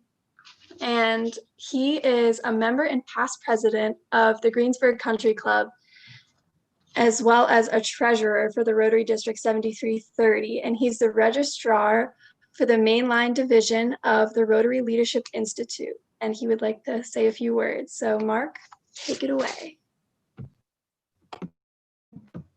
Thank you, Lena. Before I go on, Owen, you're still there? Yes, I am. Okay. Owen is crazy. So with that being said, as you know, one of the main focuses of Rotary is the eradication of polio. And Rotarians have spent millions and millions of dollars, and we are this close to ending polio. But Owen, in a wild dream, came up with a project to raise funds for polio. And I want him to tell you what his project is, what he's going to do. And this is something that Interact clubs could get involved in. Okay, Owen. All right. Well, how many of you have heard the Hamilton soundtrack? Any show of hands? Any affirmation? Oh, yeah, some hands. Yep. Okay. I know that I have been pretty darn personally affected by that soundtrack, all the way down to the line of not throwing away my shot. And so with that, I've come up with lots of crazy ideas. And so what I made a point to do with this particular crazy idea was to strip it down so that there were as few things that could go wrong. And once you hear about the project, you'll probably go, wait, you've had ideas that were crazier? And the answer is yes. To give you a little idea of what the project is, I'm going to introduce my girlfriend, Miss Elanius. She's a carbon fiber ukulele made by Close Guitars. And here's a little ditty that I put together. Some of you older folks might recognize the tune for it. So this is a story about a guy named O who wants to see humanity free from polio. In 2021, you can be part of this tale, raising funds as he hikes the Appalachian Trail. Green Tunnel, that is. The Wild East. The AT. Polio, that's still a thing. Sad, but yes, it's true. For every dollar raised, Billy gives another to Bill Gates. 2,200 miles, Owen's Odyssey. Hike for polio, going down in history. Second human disease to be eradicated. How can this be done but with friends in Rotary? Folks from all around like a happy family. Service above self, that's the motto and the plan. Be sure to like and follow this charming Instagram. Yins come back now, you hear. So, with that said, hopefully like any great 70s sitcom, the theme song gives you an idea of what the story's all about. That's some college 101 writing right there. So I did write some notes. I did the song. I really liked what our guest speakers spoke about today about aiming high. So, you know, this project that I have called Owen's Odyssey, here's the official logo, Owen's Odyssey. There's some metaphorical high, there's some physical high, there's a lot of different things. So the Appalachian Trail is 2,200 miles. It goes from northern Georgia all the way up to Maine. that crosses 13 US states. It crosses 13 Rotary districts, and 2,190 miles, if you want to be specific. It is the equivalent of going up and down Mount Everest, I think 16 times. It's a pretty far hike. I'm going to hike the whole thing this spring, starting in early March. I'm shooting for around like March 7th, March 9th, something like that. And to make it even more challenging, I'm looking to do the entire thing in 100 days with the goal of raising $100,000. Because why not? Aim high, you know, just like shooting for the sun and you land on the moon. If I only raise $50,000, that's $50,000 that goes towards ending polio. That's a big deal. For those of us that aren't, fluent to polio, it's a horrible disease that is incurable. But we have a preventative measure that if you have the vaccine, that you will never get polio. If you were to get polio, it can cripple you. It will make your limbs atrophy, and it affects your spinal column, and your limbs start working. So people who have suffered from polio, that have contracted polio, sometimes they live their days crawling on their hands and knees because that's how the disease has crippled their body. We can prevent that. There are only 2 countries left, Pakistan, Afghanistan. Once we have successfully gone 3 years in a row without any new cases of polio, then we can declare the world polio free. It's very exciting that this summer, the World Health Organization has declared the entire continent. I'm a teacher online, if you can't tell by the setup. So the entire continent of Africa is now polio free. Yay! And polio now for Africa. So all we have left now is Pakistan, Afghanistan. So within our lifetime, we can witness the eradication of the second human disease, which is very exciting. So the overall mission, 2,200 miles in 100 days to raise $100,000. This is the part where I'm going to need some help from you folks. If you care to visit my website, yes, I built a website. This schmo has built a website. Not that page. There we go. All right. So if you go to hikeforpolio.org, you can find all sorts of information about this project, which includes photos of the hikes that I do for training and conditioning. It includes some FAQ, some things about Rotary. And then on the top right, there's a donate button, and it takes you to the donation page. If you as an individual want to give to polio eradication, this is where you go. If you as an Interact Club, the collective plural you would send in your money to the Rotary Foundation, either online or you can send it in by check in the mail. But what you need to do is mark that it is in honor of, and then write in Owens Odyssey, and then you can put like my email. That is so they know to add the funds that you are raising for polio to this number so that we can reach $100,000. Some simple things that we can do to help reach this goal of $100,000, tell more people. So who owns one of these things? Who has an Instagram account? Owens Odyssey has an Instagram account. So what I'm asking for everybody right now, if you can, pull up Instagram on your phone. And I am asking, can you please follow my project on Instagram? And that is the @ Hike for Polio. @Hike for Polio. If you can also do the same on Facebook, you can look for me, either search Owens Odyssey or @Hike for Polio. I have a Facebook page as well. Whenever I go out and do photos and whenever I go out and do hiking, I try to gather content, take pictures, so that you can vicariously live out the experience. My goal when I go to do the Appalachian Trail in the spring is to visit Rotary clubs and do presentations similar to this, so that they can hear about the project, and they can give checks. What else do I want to say? Oh, I thank you, Dante, for following on Instagram. Collecting my thoughts.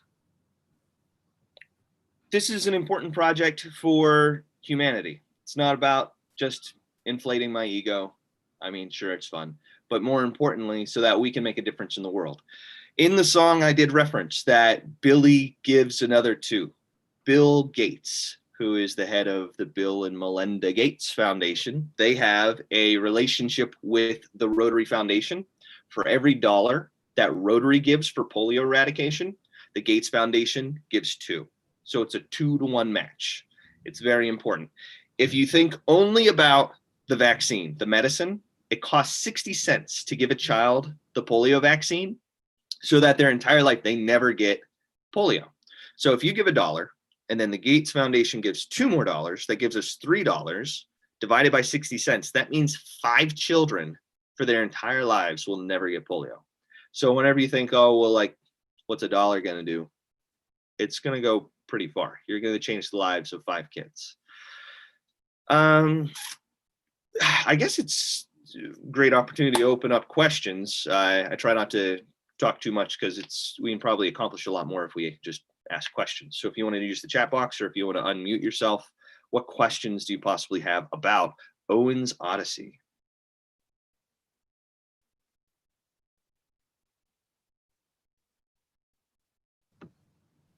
Hey, Owen, will you stay on later? I mean, we can keep moving and then come back at noon because we have Zoom for longer past 12. Yeah, not a problem. But some may want. Not a problem. So I thank you all for your attention. Visit the website to learn some more. There's lots of very interesting photos. Fun fact, 1 year ago, I never went hiking. I got the idea that I wanted to do this, and I started researching and conditioning and practicing. In the summer, I did the Laurel Highlands hiking trail, which goes from Ohiopyle, Pennsylvania to Seward, Pennsylvania. That's 70 miles. I did the entire thing in 52.5 hours. So that's just over 2 days' time. And within that time frame, I camped out twice. So I slept through the night. So I did a lot of hiking. The first day was 24 miles. Second day was 33 miles. Third day was 13. And then more recently, for the beginning of October, I hiked that same trail going from Seward to Seven Springs to attend the Rotary District Conference. And I accomplished 43 miles in 19 hours. I started at 10:30 at night and I hiked through the night with my headlamp and my miscellaneous, my girlfriend, my ukulele, and yeah, went all the way through the night, through the daytime, and I arrived at Seven Springs at 5:30 p.m. Took me 19 hours straight through to get there. So I can put up some numbers. So whenever we're talking about doing this whole trail in 100 days, we're talking a minimum 33 miles every single day.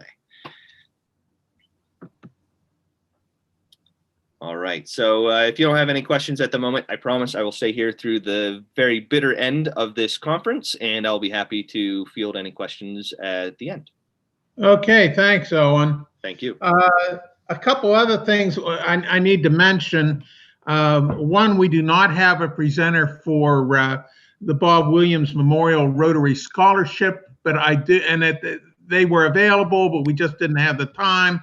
I do want to let you know that this is a $5,000 scholarship. There are 8 of them available to the district. It is solely based on need. I sent information in last month's newsletter of who you need to contact, but I just need to caution you at this point in time, it is still restricted to school or students who attend schools that are in Allegheny County, Beaver County, and only the Lower Borough and New Kensington school districts in Westmoreland County.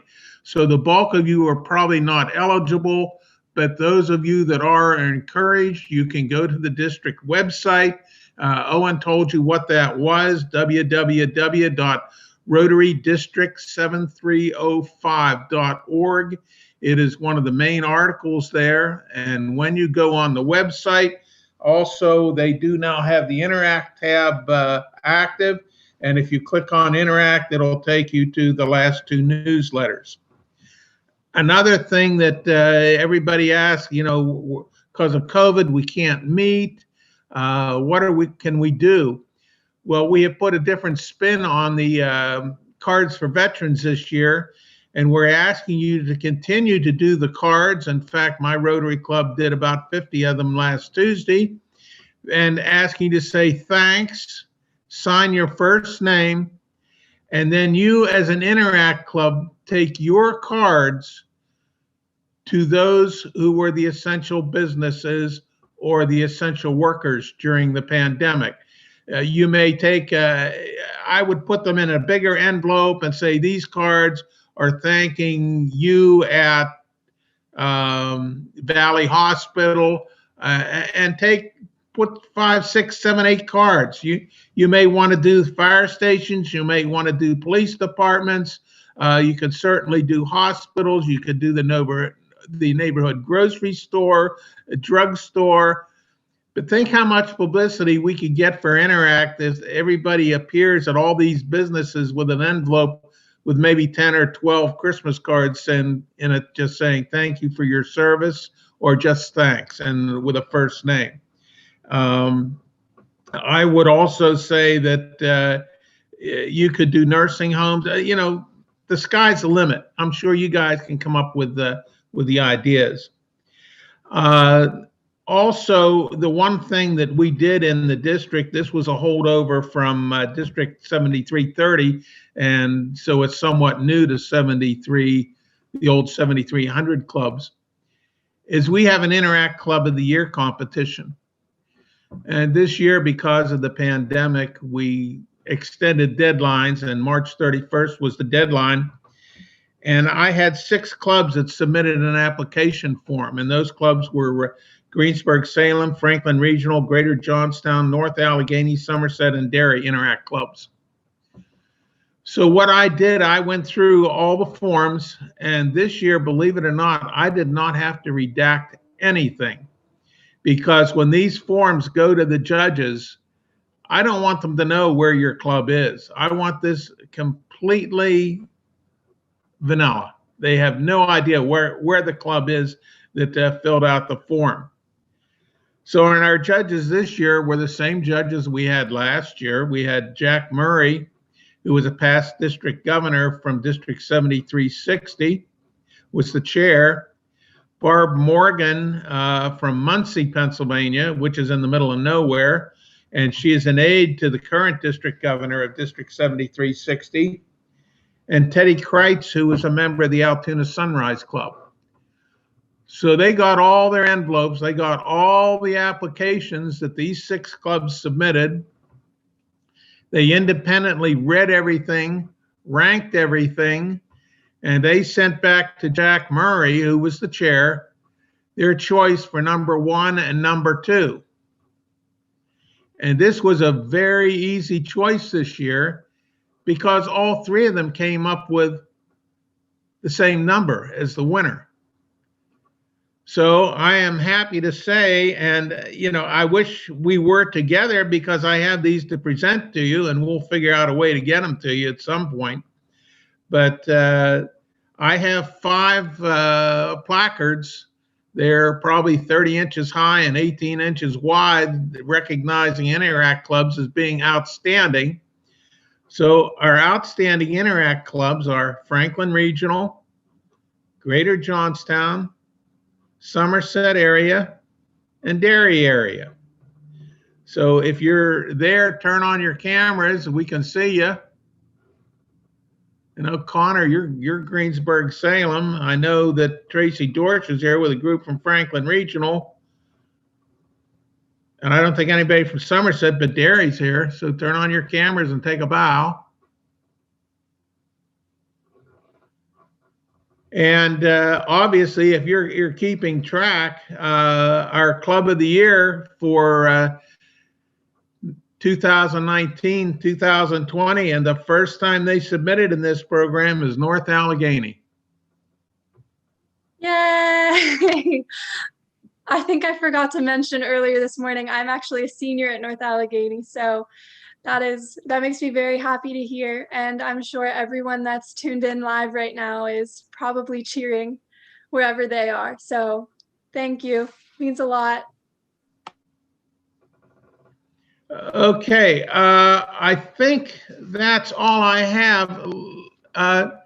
Lena, you figure out if we're going to have people, I said we'd be done by 12 and I have 5 till, so I'm a man of my word. But if people, I'm quite sure there are people that have questions. I know Jeanette, this is the first time they've really experienced anything in the wonderful world of Interact, and they may have some questions. So you have an announcement to make, or did you do your duty? Are you talking to me? Because I did do my duty. I do have an announcement. Okay. Well, do you want to explain to them what we're talking about?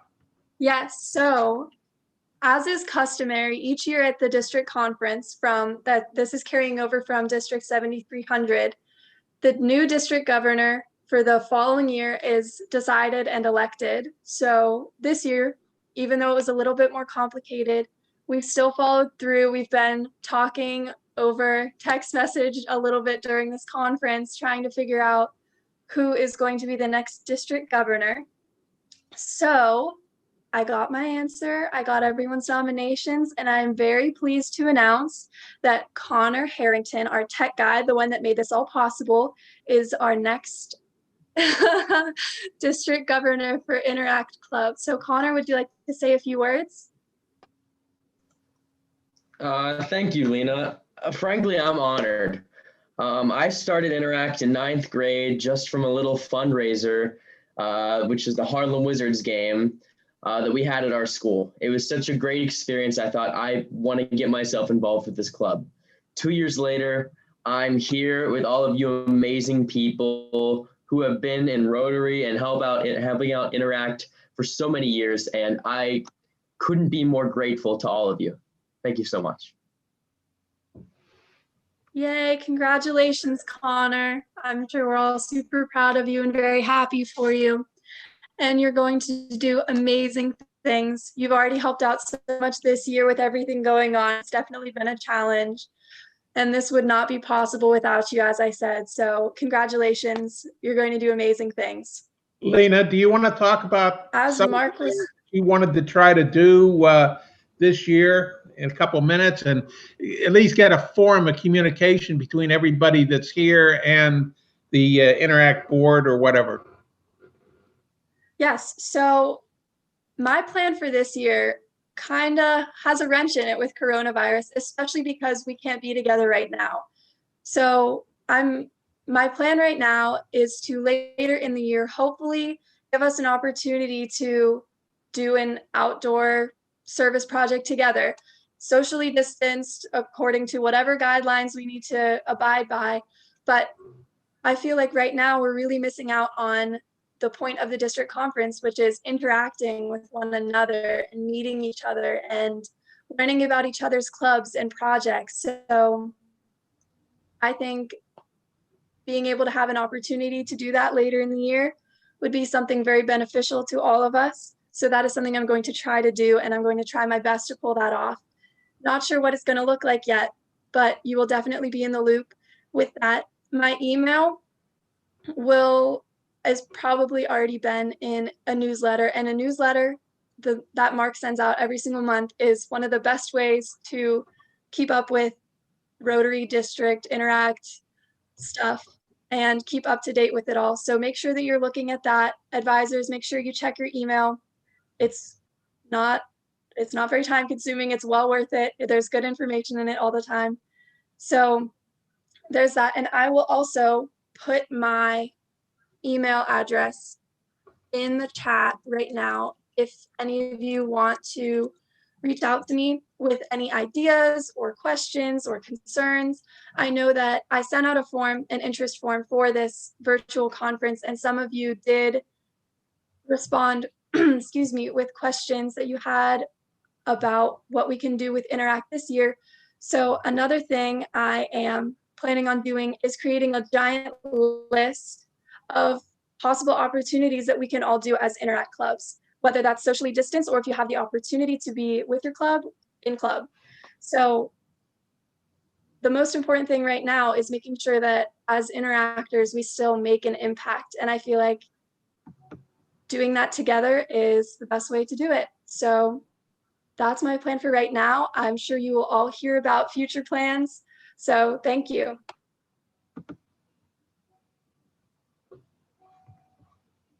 Mr. Barnhart, anything final I have to nothing, just say to thank before we wrap it everybody. up?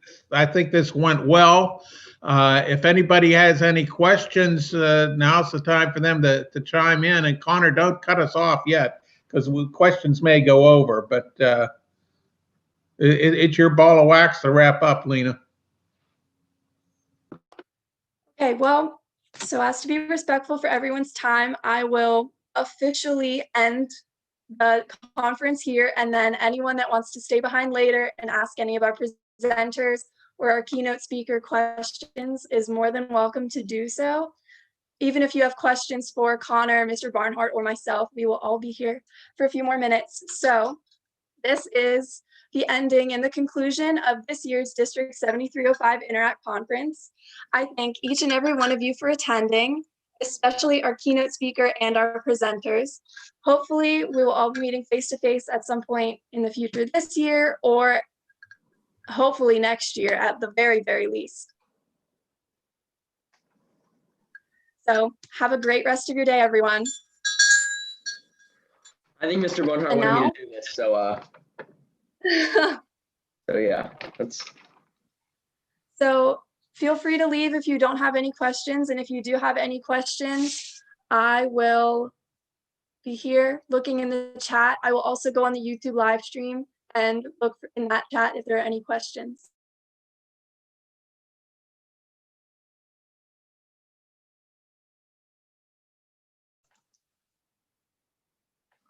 All right, at this time, I think I'm going to finish off the live stream. I'm gonna stop it. And if anybody has any questions who's watching the live stream right now, put one in the comments. Lena or I